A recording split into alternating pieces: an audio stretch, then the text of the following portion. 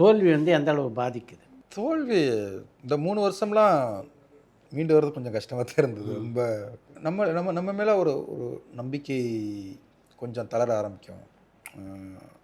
நீங்கள் சும்மா பார்த்தா கூட நம்மளை பார்க்குற பார்வை வேறையாக இருக்கும்னு இது பண்ணும். யாராவது ஃபோன் எடுக்கலைன்னா கூட இதுதான் காரணமாக இருக்கும்னு நம்மளே நிறைய டவுட் வர ஆரம்பிக்கும். ஆனால் இல்லை இது தப்பு இது கொஞ்சம் விட்டோம்னா ஸ்ட்ரெஸ்ஸுக்குள்ளே போயிடுவோம். இந்த மாதிரி நிறைய சினிமாக்குள்ளே வந்து தடுமாறினவங்க நிறைய பேர் இருக்காங்க. நிறைய இதுவாகிடும். ஆனாலும் ஓகே இது இல்லையே, இது என்ன தோல்வி இல்லையே.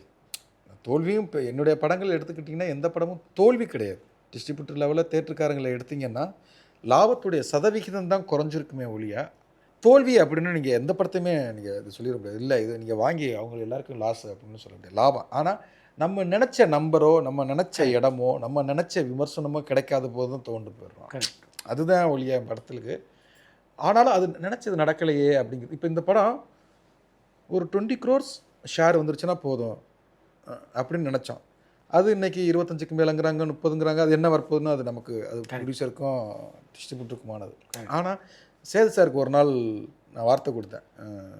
ஐயா ரொம்ப நன்றிங்கய்யா இப்படி ஒரு படம் கொடுத்ததுக்கு அப்படிம்பாரு.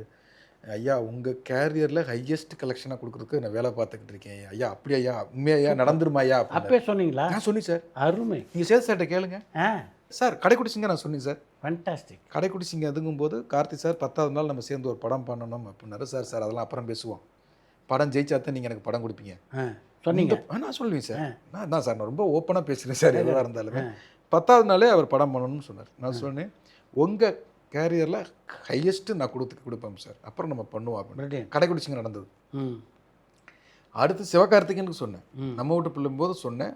ஏன்னா சிவாவுடைய முந்தின 2 படங்கள் சரியாக போகலை அப்படிங்கும்போது சிவா இந்த படத்தை வந்து நான் ஹையஸ்ட்டாக கொடுக்கணும். சூப்பர். நான் ஒவ்வொரு ஹீரோவுக்கும் எல்லா படத்துக்கும் அப்படி தான் இது பண்ணேன். அது ஒரு அதுக்காக ஒர்க் பண்ணுறீங்க? ஆமாம் சார். இப்போ என் படத்தை வந்து தேட்டரில் அதை நம்ம ஆஃபீஸில் அசிஸ்டன்ட்ஸ் எல்லோரும் பார்ப்போம்ல, அப்போ வந்து சார் படம் ஹிட்டு சார் அப்படின்னாங்க. ஹிட்டா? ஹிட்டுக்காடா அவ்வளவு கஷ்டப்பட்டு பிளாக் பஸ்ட் ஹிட்டுக்கு வேலை பார்த்துக்கிட்டு இருக்கேன்டா அப்படிங்க. அப்போ நீ கோல் வேறு, என்னுடைய இது வேறு. அது மிஸ் ஆகும்போது நமக்கு நம்ம நினச்சது ஒன்று நடக்கலையே அப்படிங்கிற அந்த வருத்தம் தான் சார்.